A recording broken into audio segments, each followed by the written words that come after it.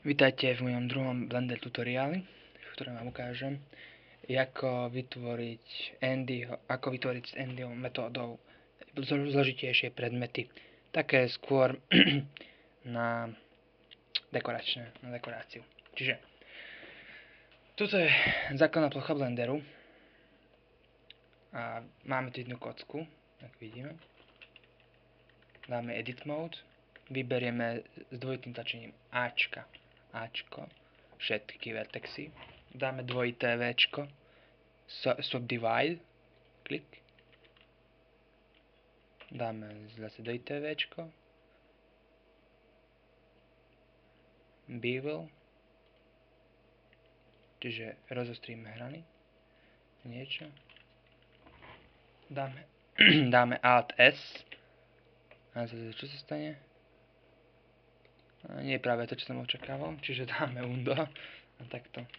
A dáme Alt S, znova Alt S, znova Alt S, dáme ešte raz Subdivide,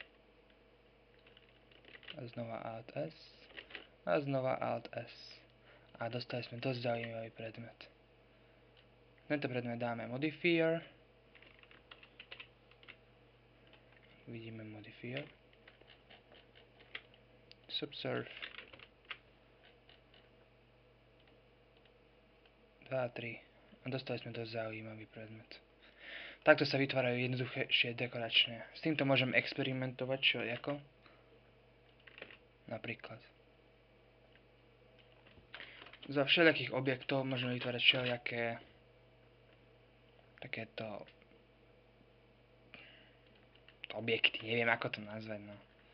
Stáva sa to, nie? A zase Alt S. Musíme Subdivide. Alt S.